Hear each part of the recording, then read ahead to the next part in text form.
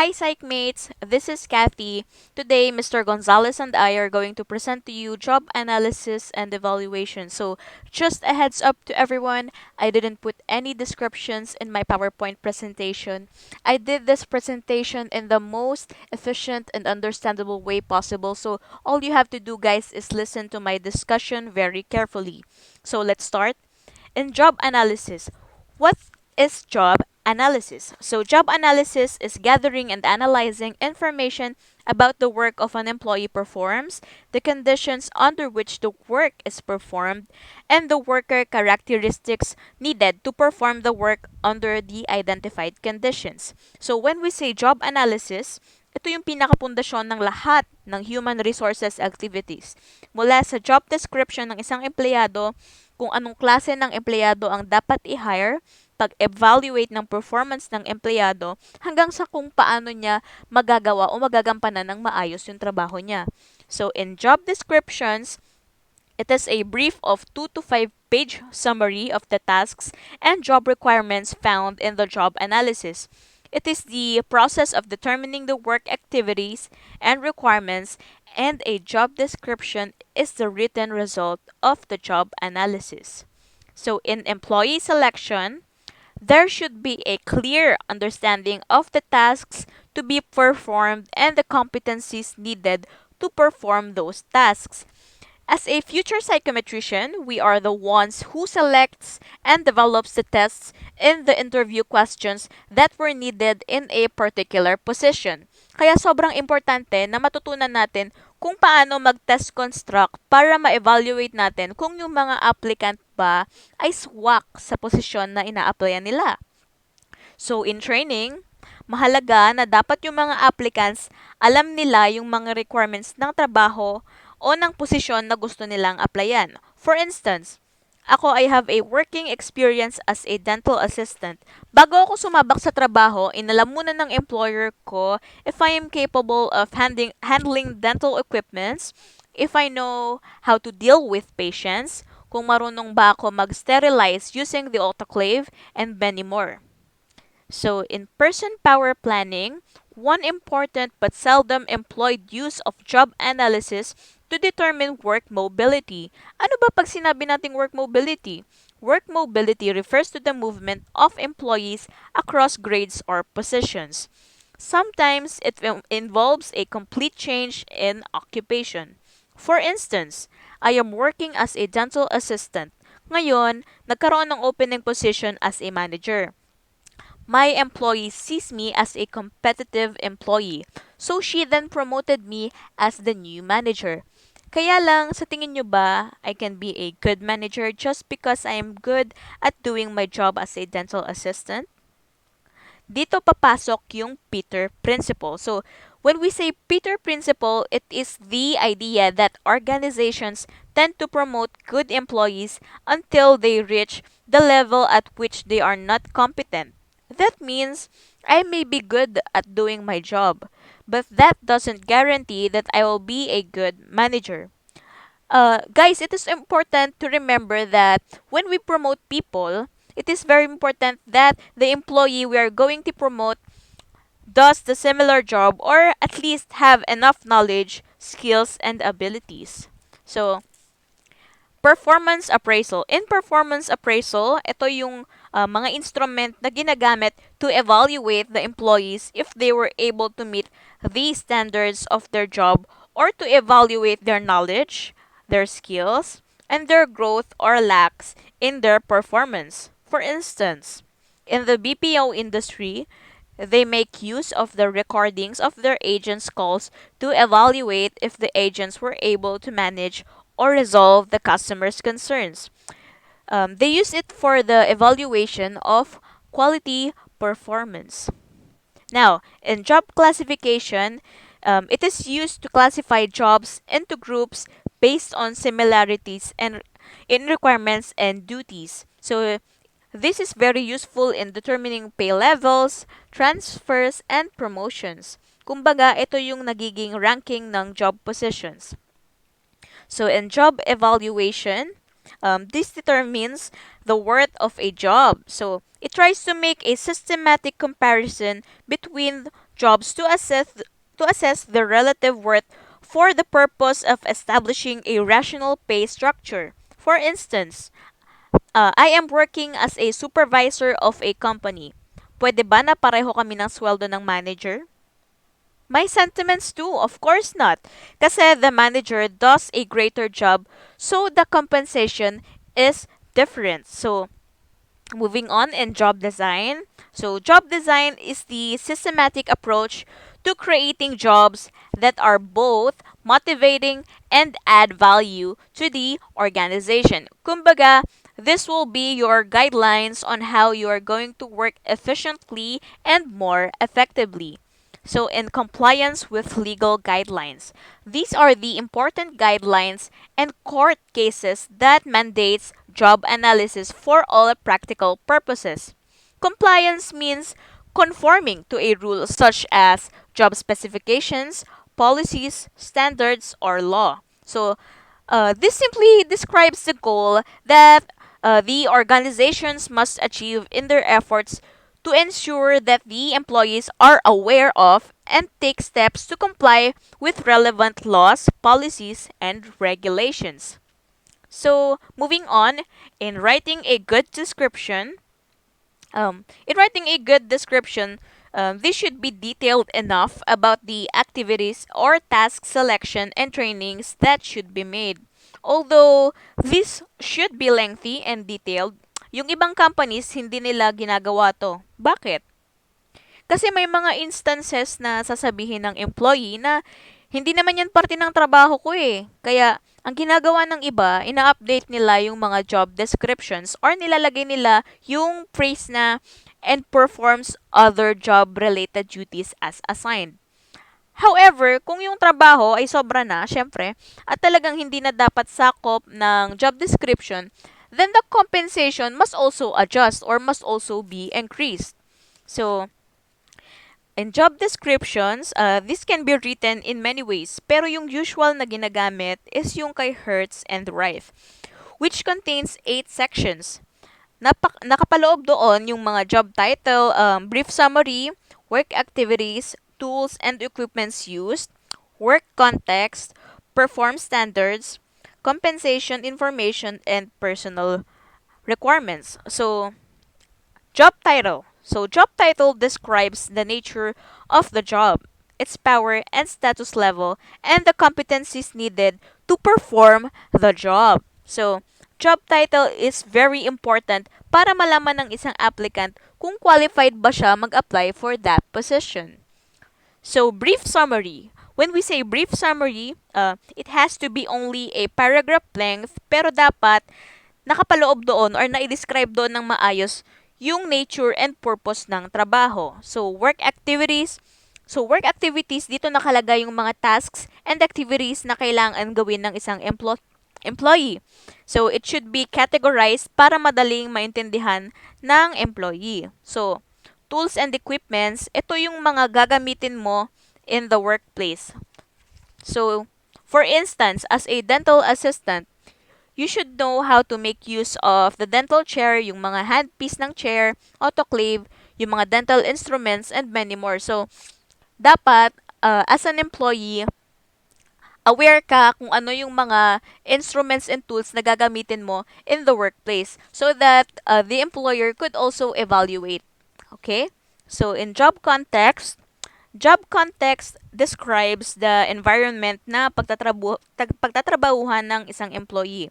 Yung stress level, work schedules, physical demands, and level of responsibility, temperature doon sa workplace, number of employees or yung mga makakatrabaho mo, degree of danger o gaano ba kadelikado yung trabaho na papasukin mo, and other important information. So, sa job context, mapag-uusapan lahat ng yon. So, work performance. So, work performance is the outline standards of performance. So, dito nakalagay kung paano i-evaluate yung performance ng empleyado at kung ano yung mga ine-expect ng company mula sa kanya. So, compensation information, dito nakalagay yung salary grade ng employee. Not the exact actual salary, just the estimate. So, matidiscuss to in the following chapters. So, job competencies or job specifications are the knowledge, skills, abilities, and other characteristics that are necessary to be successful on the job. So, job competency are divided into two. The first, uh, the first one is that an employee must possess from the time of hiring, and the second one is for training purposes. So, preparing for job analysis. So, who will conduct the job analysis? Usually, ang gumagawa ng job analysis, guys, is yung HR. Pero pwede din yung mga job incumbents or supervisors. Uniform guidelines states that a job analysis must be professionally conducted, and a job analyst certainly cannot be called a professional unless they have been trained. So, consultants are also a good choice to conduct a job analysis because they are well trained and have extensive experience in the field. So, pwede rin namang gumawa nun yung mga college interns in Graduate School of Industrial and Organizational Psychology because they are also well experienced in doing job analysis. So, how often should a job description needs to be updated? So, this actually depend, guys. So, a job description should be updated if a job changes significantly. So, kung malaki yung pagbabago ng isang trabaho o kung may mga dagdag sa trabaho mo na talagang nakaka-apekto, doon lang papalitan yung job description. Pero usually, um, with high-tech jobs like in IT, usually may mga programs na kailangan nilang gamitin or kailangan nilang utilize, nagpapalit sila ng job description. Bakit? Kasi syempre, mahalaga na yung IT ay dapat knowledgeable doon sa program na ginagamit ng company. So, which employee should participate? So, this depends also whether the job analysis will be committee-based or field-based. So, ano nga ba pag sinabi nating committee-based and field-based? When we say committee-based, these are group of SMEs or subject matter experts that meets to generate the tasks performed, conditions under which they are performed, and the competencies needed to perform them. They interview a larger group of people. On the other hand, field-based individually interviews or observes number of incumbents. So, yung committee-based, when we say committee-based, ito yung mga group ng subject matter experts na nagmi-meet or nagbe-brainstorm sila para malaman kung ano ba yung mga dapat ilagay sa isang job description or yung dapat ilagay sa job analysis. So, they usually interview applicants by groups. On the other hand, field-based, individual nilang ino-observe o ini-interview yung mga empleyado or yung mga applicants. Ayun. So, next. There are also several factors that should be considered in a job analysis. So, the first one that we consider, according to the book, is race. So, it is said that in the book, there are also small, significant differences in the ways in which white and African American incumbents view their jobs. So, this is the example of the book, guys. So, they say that while white police officers administered first aid more often, and African American officers were more involved in sweeps and raids related to widespread narcotics use. So, based on my understanding, kumbaga parang may specialty yung bawat race. For instance, tayong mga Pinoy or tayong mga Filipinos, we are known for being good at taking care of people. That is why many foreign countries hire our nurses, caregivers, and domestic helpers. Ayun, so gender, It is said that there are no differences in the physical efforts ratings assigned by male and female incumbents. However, I think gender is also a very important factor kasi, for instance, manager ako sa sari-sari store ni Aling Marites. Ngayon, kailangan ko ng kargador sa sari-sari store ni Aling Marites. Would I hire a female kargador? Eh, ang bubuhatin niya case ng Red Horse. So, 'di ba? Uh, Gender is a huge factor in choosing an employee. So, in a professional level, ito, for instance, OB-GYN doctors. So, most of the OB-GYNs that are in demand are female. Bakit? Kasi maraming mga babae ang nahihiya or naiilang pag lalaki yung OB-GYN nila. So, there are several factors na kino-consider natin when it comes to gender. So, educational level, this was also a very important factor in job competencies because this would also determine if you are knowledgeable and skilled in a position you are applying to. For instance, I am a graduate in psychology and I didn't take any master's degree. Can I be hired as a psychologist if I apply for that position? Of course not, 'di ba? I have to take a master's degree and have a license as a psychologist to be hired in that position. Moving on, personality. This is also an important factor in competencies. Awareness of personality helps us reduce stressors in our environment, cultivate healthier working relationships, and of course, mas madaling magtrabaho if you know the personality of your colleagues. For instance, na-late ka sa work tapos pinagalitan ka ng boss mo. You found out that your boss is allergic sa mga taong laging late. Now, hindi ka na magpapalate kasi alam mo nang ayaw niya noon, 'di ba? So, it is very important to also have a good personality when working, lalo na pag everyday mong nakakasama sa trabaho. So, viewpoint in the simplest manner is that all of us has different perspectives on how we are going to do a job more efficiently and effectively. That is why the most logical thing to do was to write job analysis in a way na mas efficient and effective para sa majority ng employees in a specific job position. So, ang ginagawa ng iba, according to the book, uh, yung mga gumagawa ng job analysis, ino-observe nila yung mga pinakamagaling na empleyado. Then, dun sila nagbe-base kung ano yung mga ways para mas mapadali yung trabaho ng isang employee. So, what types of information should be obtained in a job analysis? So, formal requirements are the tasks that is required for a certain employee should meet.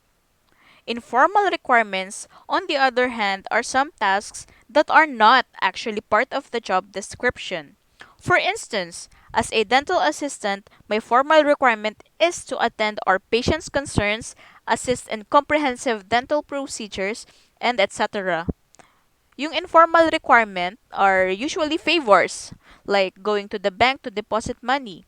So, it is important that it is discussed by the employer and the applicant so that the applicant would be aware and could decide if it's acceptable for them to do the task or not. So, in conducting job analysis. So, in conducting job analysis, uh, there are steps that are used or usually used in doing or conducting job analysis. So the first step is to identify the tasks performed. So it is important to identify the task, major job dimensions, and the tasks for each dimension, tools, and equipments to be used, and conditions under which the tasks are performed. So it is important to gather information that already exists, like existing job descriptions, task inventories, and training manuals, or interviewing subject matter experts. So, subject matter experts are commonly found in big companies or, for instance, BPO companies. So, subject matter experts are the ones who is knowledgeable about the job. So, job analysis is different from employment interview. Job analysis interview obtains information about the job itself. Job analysis comes in two forms, individual or group. Yun nga yung mention ko kanina, yung committee-based and yung field-based. So, again, in committee-based approach, subject matter experts identifies the major duties involved in a job. So, yun nga, yung mga subject matter experts, nagmi-meet sila to brainstorm and identify kung ano yung mga mahalaga o yung mga dapat gawin or i-meet ng isang employee. So, Ammerman technique is a type of job analysis method in which a group of job experts identifies the objectives and standards to be used or to be met by the ideal worker. So, observing incumbents, it is also used to determine job analysis. What do we mean by incumbents, by the way? So, when we say incumbents, it is someone in position, okay? Someone in position or the employee itself. So, because this helps the job analysts to see the tasks that are done and needs to be done by the employees. So, job participation on the other hand, so this is also important so that the analyst would know how or would know how and experience the job itself para malaman nila if the job is attainable or not and the improvements that could be done to perform tasks more efficiently. So, the second one, write task statements. Ito yung mga written tasks or statements kung ano at paano gagawin ng isang employee yung trabaho niya. So, rate task statements. This is important to analyze whether certain tasks is needed to be performed by the employee. So, nire-rate ito usually ng mga SMEs. Okay? Nire-rate nila ito para malaman kung necessary ba na gawin ng isang empleyado yung trabaho na yun. Okay? So, the fourth one or the fourth stage is to determine the essential knowledge, skill, ability, and other characteristics. So, after makumpleto yung task analysis na ginawa ng mga, usually ginagawa ng mga SMEs o yung mga gumagawa ng job analysis, they list the task na kailangan na ma-fulfill ng isang ideal worker. Kailangan ma-determine kung ano yung mga kailangang traits or yung mga requirements ng isang applicant to fulfill the task. So, in selecting tests to tap knowledge, skill, ability, and other characteristics, dito na ina-identify kung ano yung best method na gagamitin in hiring the applicant for a specific position. So, moving forward, in using job analysis methods, this will be discussed by Mr. Gonzalez. So, thank you for listening to me.